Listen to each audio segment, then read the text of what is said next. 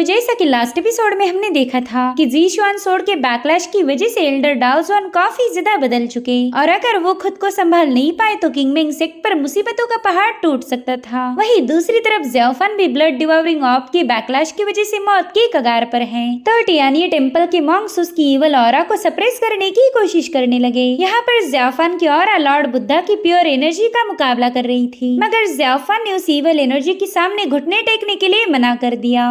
अब आगे तो इस एपिसोड की शुरुआत में हमें किंगमेंग सेक्ट का एंसेस्टर हॉल दिखाया गया, जहाँ पर सीनियर शाओ पहुंच जाता है। उसने नोटिस किया कि यहाँ पर तो कोई डिसाइपल मौजूद नहीं है। वो सोच रहा था कि आखिर प्रेयर्स में आए हुए डिसाइपल कहाँ चले गए। अब वो एंसेस्टर हॉल के मेन डोर के पास आ चुका था कि तभी उसे वहाँ पर बहुत ही स्ट्रॉन्ग एनर्जी नजर आई। उस एनर्जी को देखते साथ ही शाओ ने तुरंत ही अपना सिर झुकाते हुए डाओ जुआन को ग्रीट किया। दरअसल शाओ मास्टर डाओ जुआन का डायरेक्ट डिसाइपल है और यहाँ पर वो अपने मास्टर से पूछ रहा था कि आपने मुझे याद किया, बताएं मास्टर मेरे लिए क्या ऑर्डर्स हैं। जिस पर डाओ जुआन गुस्से में कहने लगे कि ऑर्डर्स, क्या अब मुझ में इतनी हिम्मत है कि मैं तुम्हें ऑर्डर्स दे पाऊँ। अपने मास्टर की ऐसी बातें सुनकर शाओ को तो बहुत बड़ा झटका लग गया। वो काफी ज्यादा पैनिक होते हुए कहने लगा कि मास्टर प्लीज ऐसी बातें ना करें। जिस पर मास्टर डाओ जुआन कह रहे थे कि उस डीमन के आखिरी स्ट्राइक में मैं मारा नहीं गया, मैं जिंदा बच गया और इससे तुम्हें काफी ज्यादा तकलीफ हुई होगी। तुम तो दिल से चाहते थे कि मैं उस डीमन के हाथों मारा जाऊं। अब ये सुनकर शाओ तुरंत ही घुटनों पर बैठ जाता है। वो अपने हाथ जोड़ते हुए काफी ज्यादा परेशान होकर अपने मास्टर से पूछने लगा कि आप ऐसी बातें क्यों बोल रहे हो, प्लीज ऐसा मत बोलिए, मुझे काफी ज्यादा तकलीफ हो रही। मगर डाओ जुआन कहा ही उसकी सुनने वाला था। वो कहते हैं कि भले ही वो डीमन मुझे मारने में फेल हो गया, लेकिन उसकी वजह से मैं बुरी तरह से घायल हूँ। बस कुछ ही दिनों की बात है और फिर मैं तुम्हारे रास्ते से हट जाऊंगा। आज न कल किंगमेंग सेक्ट के लीडर की पोजीशन तुम्हें मिल जाएगी, इसलिए अब तुम्हें मास्टर डिसाइपल का रिश्ता निभाने की कोई जरूरत नहीं। जो सुनते साथ ही शाओ को तो बहुत बड़ा झटका लग गया। वो कह रहा था मास्टर मैंने आपके बारे में कभी ऐसी चीजें सोची भी नहीं। आपने तो किंगमेंग सेक्ट के लिए अपना सब कुछ दांव पर लगा दिया। आपकी बॉडी, आपका दिल, यहाँ तक कि आपकी सोल भी। हम सभी डिसाइपल्स आपको काफी ज्यादा पसंद करते हैं। जिस पर डाओ जुआन कह रहे थे कि जब ये ग्रेट बैटल हुई तुमने भी काफी अच्छे से परफॉर्म किया, मेरे जैसे ही तुमने भी अपना सब कुछ दांव पर लगा दिया था। इनफैक्ट सभी ने तुम्हारी बहादुरी को नोटिस किया है। वो लोग तुम्हारी तारीफें कर रहे थे। इतना ही नहीं, उन्होंने तो तुम्हारे अंदर ही अपना नया सेक्ट लीडर भी ढूंढ लिया। तो जिस दिन मैं मारा जाऊंगा उस दिन लीडर की पोजीशन तुम्हारी हो जाएगी। तो जाहिर सी बात है कि तुम अपने मास्टर की पहले जैसे रिस्पेक्ट नहीं करोगे। ये सब सुनकर तो बेचारा शाओ बुरी तरह से कांप रहा था। उसने कभी ऐसी बातें सोची भी नहीं थी। वो कह रहा था मास्टर आप तो मेरे लिए हेवन से भी ज्यादा बढ़कर हो। भला आपके बारे में मैं ऐसे इवल थॉट्स पनपने क्यों दूंगा। आप पहले भी मेरे मास्टर थे और हमेशा रहोगे। जिस पर डाओ जुआन कहने लगे कि अगर वो बीस्ट दोबारा से वापिस आया तो बताओ तुम क्या करोगे। क्या तुम कभी भी मेरे जैसे उस डीमन का मुकाबला कर पाओगे। क्या तुम्हारी शैलो कल्टीवेशन के साथ तुम किंगमेंग सेक्ट की लेगेसी को कभी अपहोल्ड भी कर पाओगे। तुम में वो बात ही नहीं कि तुम इस सेक्ट के लीडर बन पाओ और ना ही तुम कभी ज़ीशुआन सोर्ड को कंट्रोल कर पाओगे। दरअसल ये सारी बातें मास्टर डाओ जुआन नहीं बल्कि ज़ीशुआन सोर्ड कह रही थी। ये सोर्ड अपनी भयानक ईवल पावर के लिए मशहूर थी, इसलिए किसी की भी थॉट्स को मैनिपुलेट करना उसका काम है। यहाँ पर डर और गुस्से की वजह से शाओ के हाथ कांप रहे थे। वो कह रहा था कि इस एंसेस्ट्रल हॉल में हमारे सभी एंसेस्टर की मेमोरियल टैबलेट है, तो मैं उनकी कसम लेकर बताता हूँ कि आज तक मैंने अपने मास्टर के बारे में कभी बुरा नहीं सोचा और ना ही कभी मैं अपने मास्टर को धोखा दूंगा।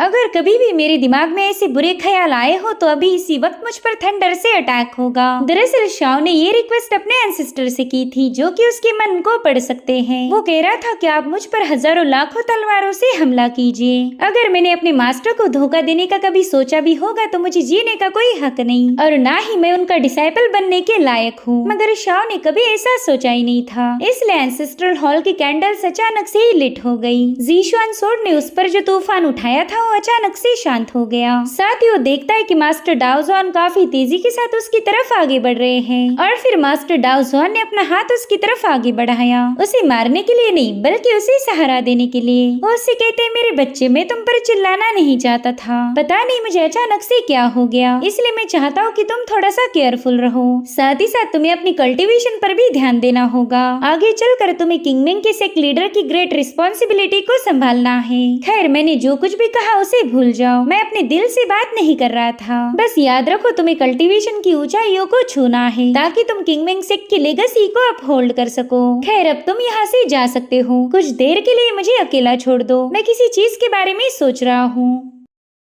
तो शाओ भी अपने मास्टर को ग्रीट करके भारी दिल लेकर वहाँ से निकल पड़ा। मास्टर डाओजुआन ने उस पर जो शक किया था वो शाओ कभी भी भूल नहीं पाएगा।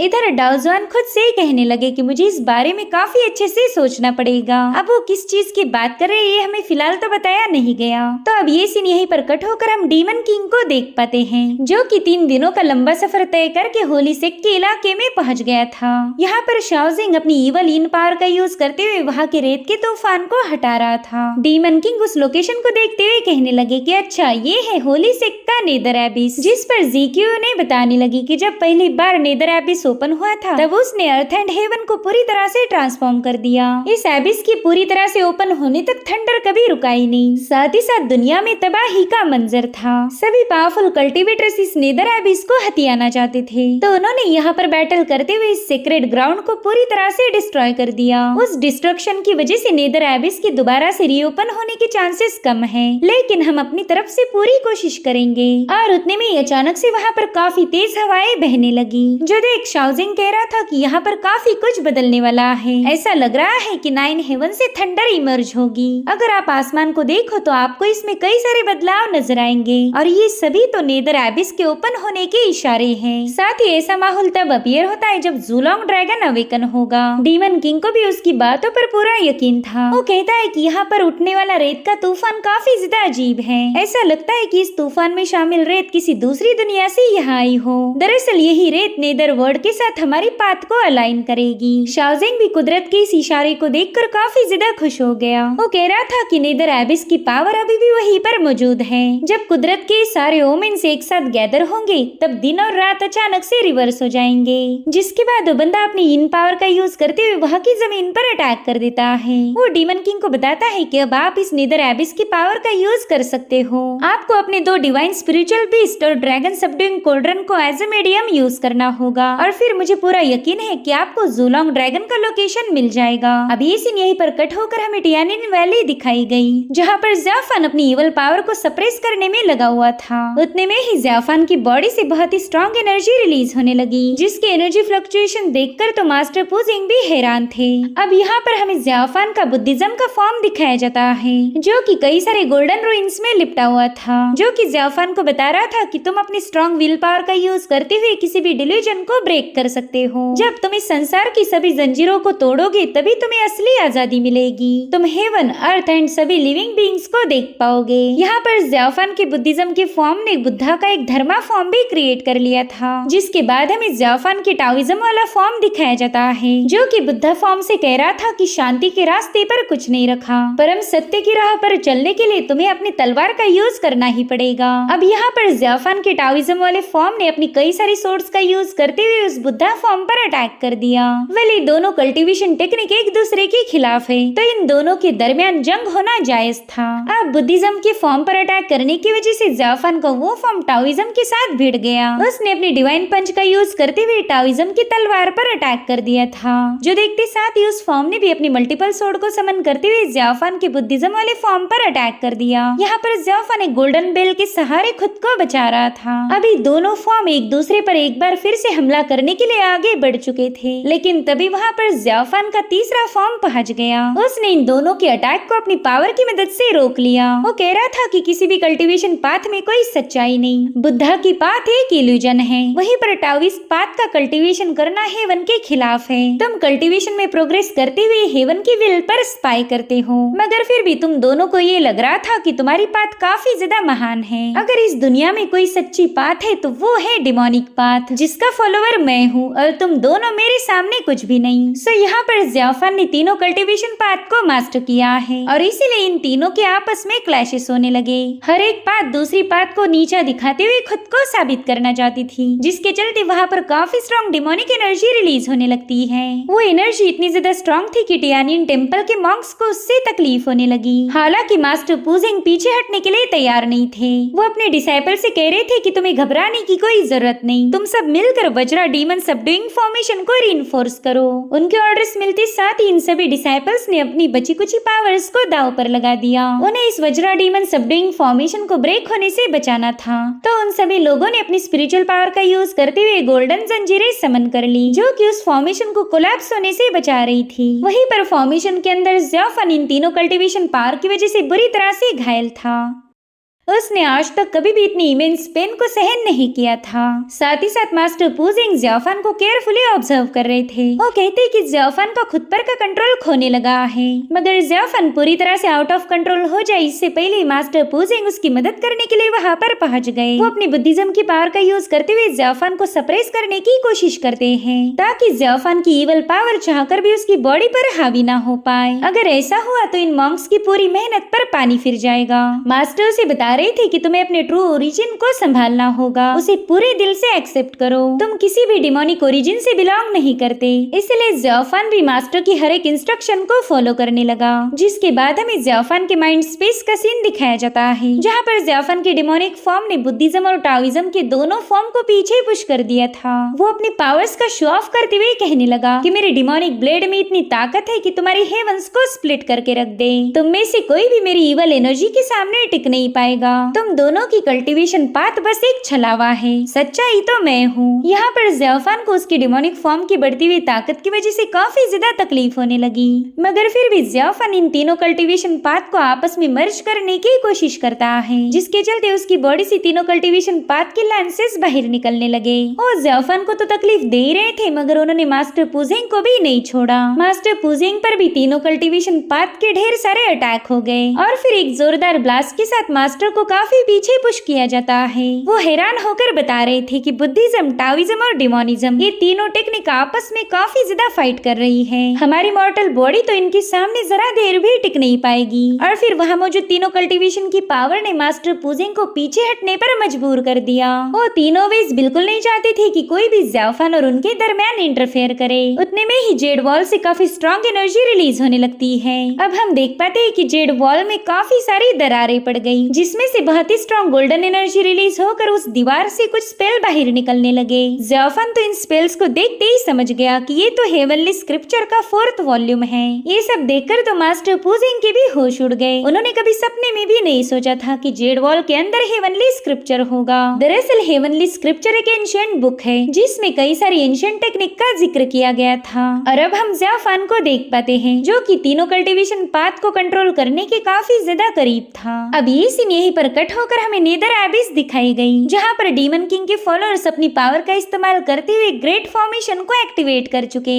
डीमन किंग कह रहा था कि हम होली सेक्ट को दोबारा से राइज करेंगे। वहीं पर ये डिमोनिक कल्टीवेटर्स अपनी बची हुई सारी पावर्स को उस फॉर्मेशन में ऐड करने लगे। वहीं पर शाओजिंग इनके ब्लड एसेंस को सैक्रिफाइस करने लगा और उतने में डीमन किंग अपनी कोल्ड्रन को बाहर निकाल लेता है। वेल, इसे ड्रैगन सबडुइंग कोल्ड्रन कहा जाता था, जो कि धीरे धीरे करते हुए एक जायंट कोल्ड्रन में बदल गई। फेरी जिन तो इसकी पावर्स को देखकर ही हैरान हो गई। वो कह रही थी कि इस कोल्ड्रन की पावर अब काफी तेजी के साथ बढ़ रही है। वहीं पर एल्डर कॉन्गसंग उस कोल्ड्रन पर लिखे हुए नाम पढ़ने लगा। वेल, इस पर 2 स्पिरिचुअल बीस्ट के नाम लिखे हुए हैं। एक है कोई ऑक्स बीस्ट और दूसरा है फिनिक्स बर्ड। फेरी जिन को महसूस हो रहा था कि सिर्फ इस कोल्ड्रन के पास रुकने से ही उसकी स्पिरिट कांपने लगी है, और अभी तक तो इस कोल्ड्रन ने अपनी फुल पावर को अचीव भी नहीं किया। जब एक कोल्ड्रन अपने शक्तियों के अल्टीमेट लेवल पर पहुंच जाएंगी, तब इसे रोकना मुश्किल होगा। वहीं पर शाओजिंग कुछ इवल स्पेल्स का यूज करते हुए स्पिरिचुअल बीस्ट को वहां पर समन करने लगा। वेल, अब इन दोनों स्पिरिचुअल बीस्ट और इस कोल्ड्रन की पावर का यूज करते हुए ये लोग ज़ुलॉन्ग ड्रैगन को ढूंढना चाहते थे।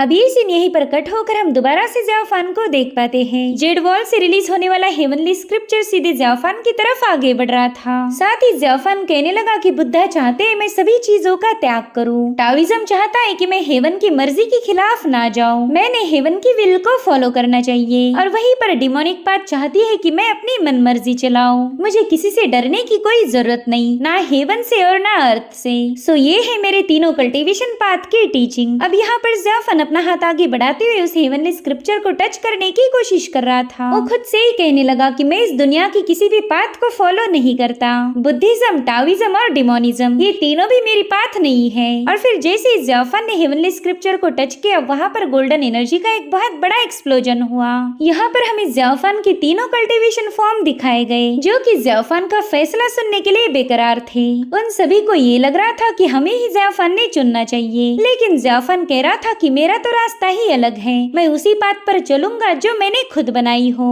तुम तीनों में से कोई भी मुझ पर जबरदस्ती नहीं कर सकता। याद रखो, जब तक मैं हूँ तब तक तुम हो। तो आज मैं इस मॉर्टल बॉडी के साथ तुमसे एक वादा करता हूँ कि मैं कभी बुद्धिज्म को प्रैक्टिस नहीं करूंगा। साथ ही साथ ज़्याफान उन कल्टीवेशन के लेंसेज को अपनी बॉडी से बाहर खींचने लगा। वो कहता है कि बुद्धिज्म को मैं फॉलो नहीं करूंगा, ही टाओइज्म को फॉलो करके मुझे इमॉर्टैलिटी हासिल करनी है। और डिमोनिक पाथ का तो सवाल ही नहीं उठता, उस पाथ पर तो मैं अपना पाँव भी नहीं रखने वाला। उसके ऐसा कहते साथ ही वहाँ पर एक जोरदार ब्लास्ट हो गया। यहाँ पर ज़्याफान ने बड़े ही गुस्से में आकर जमीन पर एक जोरदार पंच हिट कर दिया था। वो कह रहा था कि मैं अपनी पाथ खुद चुनता हूँ, तुम में से कोई भी आज के बाद मुझे मैनिपुलेट नहीं कर पाएगा। ज़्याफान ने ऐसा कहते साथ ही हेवनली स्क्रिप्चर उसकी बॉडी में समाने लगा। साथ ही तीनों कल्टीवेशन पाथ आपस में मर्ज होने लगी। अब अगर ज़्याफान ही नहीं रहा तो ये कल्टीवेशन पाथ भला किस पर ही अपना हुक्म चला सकती। और अब एक बार फिर से सीन शिफ्ट होकर हम डीमन किंग को देख पाते हैं, जो कि अपने रिचुअल को पूरा करने के बाद आउटकम का इंतजार कर रहा था। उसे लगता है कि उसे जल्दी ज़ूलोंग ड्रैगन का लोकेशन मिलने वाला है, साथ ही साथ होली टेम्पल को भी ओपन कर पाएगा।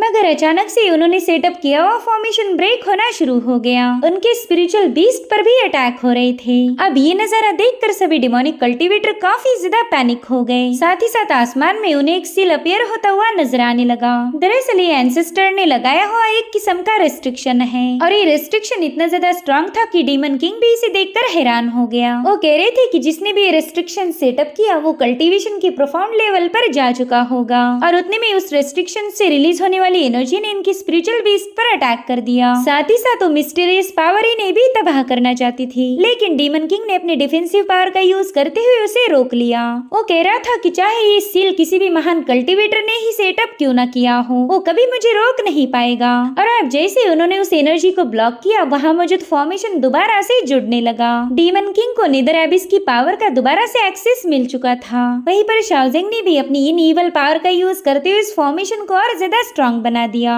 उसे पूरा यकीन था कि वो जरूर से ज़ूलोंग ड्रैगन को ढूंढ लेगा। अब ये सीन यहीं पर कट होकर हम ज़्याफान को देख पाते हैं, जिसने तीनों कल्टीवेशन पाथ को पूरी तरह से शांत कर दिया था। ज़्याफान की स्ट्रॉन्ग विल पावर के सामने उन कल्टीवेशंस की एक न चली, और ये देखकर मास्टर पुजिंग काफी ज्यादा खुश थे। वहीं पर ब्रदर फाशियांग और फाशान भी थोड़े से रिलैक्स हो गए। उन्हें पता था कि ज़्याफान अब खतरे से बाहर है। धीरे धीरे करके सभी मॉन्क्स ने अपने होश संभाले। वहीं दूसरी तरफ शाओजिंग अपनी इन एनर्जी का यूज करते हुए वहाँ पर एक जोरदार एक्सप्लोजन कर चुका था, जिसके चलते वहाँ लगा हुआ हजारों सालों पुराना रेस्ट्रिक्शन अपने आप ब्रेक हो गया। यहाँ पर इन लोगों को ज़ूलोंग एंशिएंट ड्रैगन की झलक नजर आ रही थी, जिसे देखते साथ ही डीमन किंग के चेहरे पर स्माइल आ गई। और ड्रैगन अपने शानदार अंदाज में इन सभी के सामने पहुंच चुका था। वहीं दूसरी तरफ एल्डर्स मौसम में होने वाले बदलाव की वजह से काफी ज्यादा परेशान थे, और दोबारा से अपनी डिविनेशन का यूज करते हुए इसके पीछे की वजह जानना चाहते हैं। और फिर उन्हें पता चला कि मौसम के ऐसे बदलने के पीछे हेवनली ट्रिब्युलेशन जिम्मेदार है। कोई तो है जिसने हेवन को चैलेंज किया। वहीं दूसरी तरफ टियानिन टेम्पल के मॉन्क्स इस थंडर को देखकर काफी ज्यादा पैनिक हो गए। उन्हें समझ नहीं आता कि अभी तक तो सब कुछ रिजॉल्व हो गया था, फिर इस थंडर ट्रिब्युलेशन के अपीयर होने की क्या वजह। और फिर मास्टर पुजिंग को एक बहुत बड़ा झटका लग गया। उन्होंने देखा कि ज़्याफान कल्टीवेशन में बिजी है, और उसी ने हेवन एंड अर्थ के क्रिएशन को सीज करके उन्हें बहुत बड़ा चैलेंज किया।